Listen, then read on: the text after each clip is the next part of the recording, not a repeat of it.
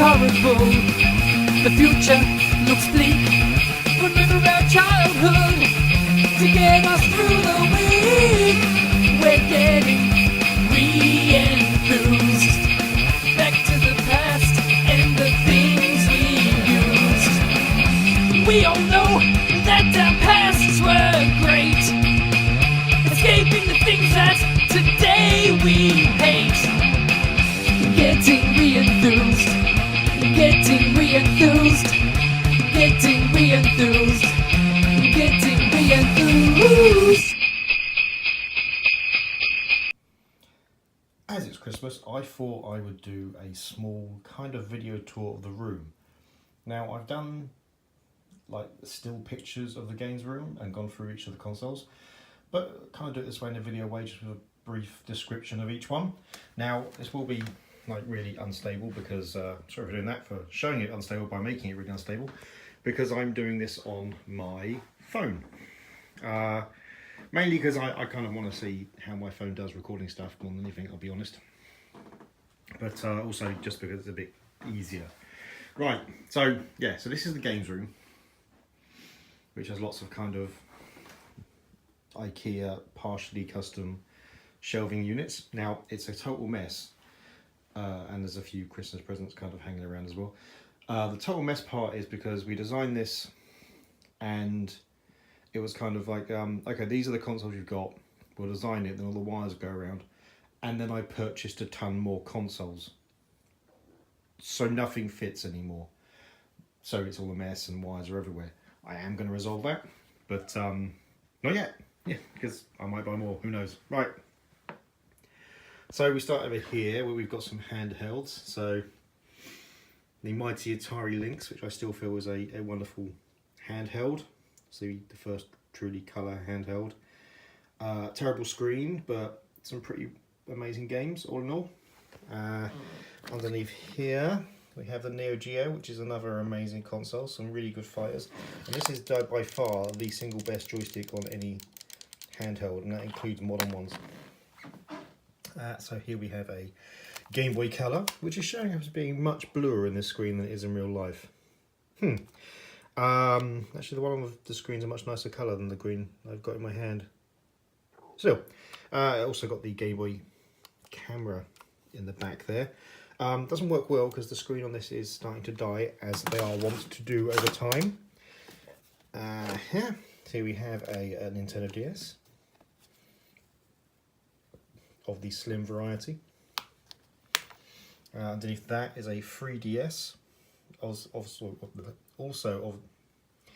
of the small variety.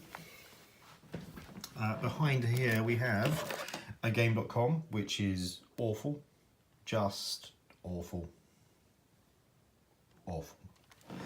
Underneath that, where I've managed to pop the lid, is well, technically not a handheld, but kind of portable in the sense you could play CDs on it, I guess. It's a CDX, which is effectively a kind of combined Mega CD and Mega Drive in one. Well, actually, in this fact, Sega CD and Genesis, because it is in fact the American version. Behind there we have an original PSP, one of my favourite handhelds of all time. Not great, the controls, I've got quite large hands, and it means the controls are a little painful to use over time, but no, I love it. I think it's a really good handheld. Here we have the mighty Virtual Boy, which is every bit as bad as it's made out to be. I know it's got its fans, but it's horrible to use for any amount of time, really. It's interesting though, in you know, its historic value, and one of the few things that Nintendo really failed on, so that's always humorous. Oh, underneath this stack we have a Game Boy Advance, the clamshell variety. I like that as well, it's another good handheld. Oh, we've got a couple more handhelds on here, may as well do these, I guess. So that's the older style of DS. The Bandai Wonder Swan, I kind of like that Wonder Swan a lot. An original Game Boy, this one is in dire need of a new screen. It's very unclear. Right, so we move on to some of the first consoles.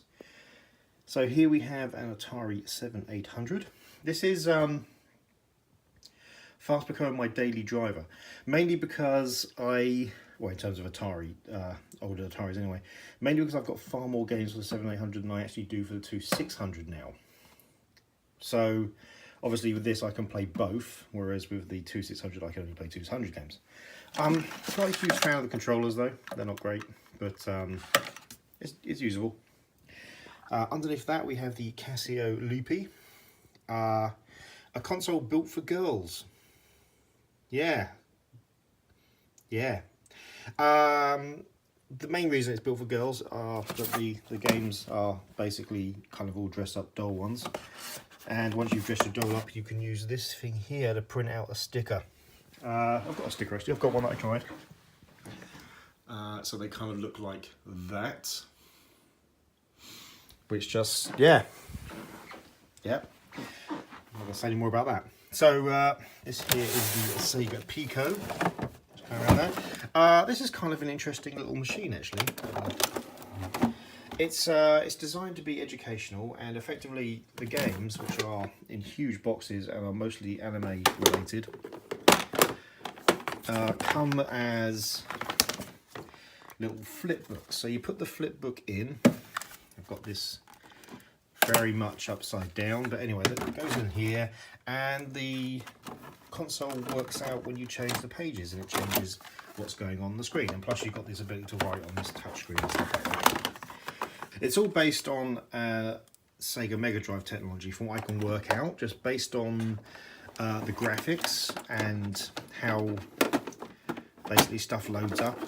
So kind of an interesting reuse of technology. Right, moving across. So on the top we have the Vectrex. This is the Milton Bradley version of the Vectrex. There's also GM versions of them. I love this console. It's different. It's and the problem is it never comes across on video when you see it, because it uses vector drawing instead of bitmaps, and what that means is that everything's done in lines, but they kind of pop off the screen. And all the games came with like a little thing that goes over the screen to make it colour, because these are obviously black and white. But no, you just get really, really nice results. Next to that, the SG-1000 Mark II.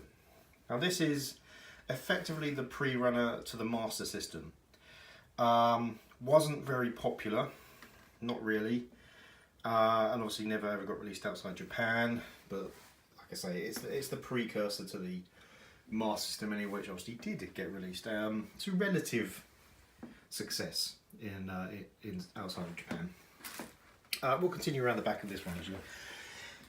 And this is the Atari 2600. I will be putting this one away soon, just so I can start reclaiming some space, because I've got this CRT here, which I kind of use if I want to play any light gun games. So I want that more in the corner, so this will be going away. Now on the top you can see the ROM scanner. That sounds really cool, but it's just a switcher. So effectively you put your games in here, and when you want to play one, you turn the console off, you click a button, turn it back on again, and you're playing that game. I need to open this one up because this bank here is not working, hence the reason why there's no cartridge in there. I doubt it'll be much of a fix, because it's just, you know, it's just switching address lines, so it's easy enough. We have some more handhelds actually. So there's the Sega Game Gear, a very, very good handheld, basically a Master System. The Sega Nomad, which is completely a Mega Drive, or in this case, sorry, Genesis, and plays the same cartridges. It's brilliant. Battery life is obviously atrocious, but of course it is. And the screen on this one is very bad indeed. I've got to get that replaced.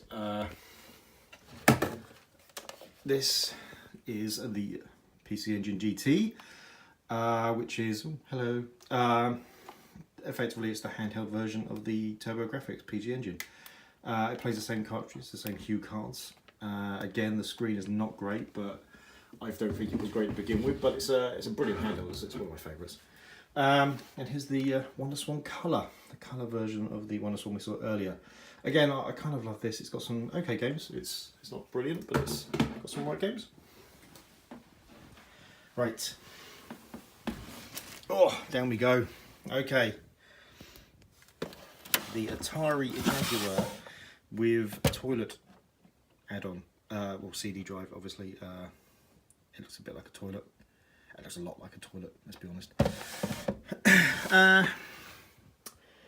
I mean, there aren't really that many great games for the Jaguar. It's kind of a shame. We're only really finding out how powerful it was, because it didn't have very good tools when it was released, and it was quite tricky to program for, so not many people did.